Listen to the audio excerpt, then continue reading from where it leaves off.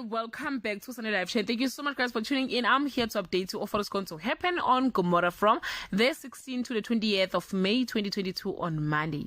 Mike Jr. proves he can get to the Molefes at any time. Sibongile drives everyone in cycling for the truth about the money on Tuesday. Zoda decide to kick Sibongile out. Sonda resort to extreme measures to get Mike Jr. off her back. Tati learns a shocking truth about Gugu's kidnapping on Wednesday. Sibongile moves in with the least expected person. A job-seeking Ntokozo walk into a lion's den on Thursday.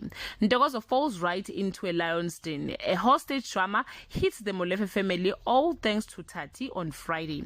Sonda kills someone in cold blood. Gladys accuses Tati of kidnapping her son. Mike Jr. wants to go kill Sondo's entire family.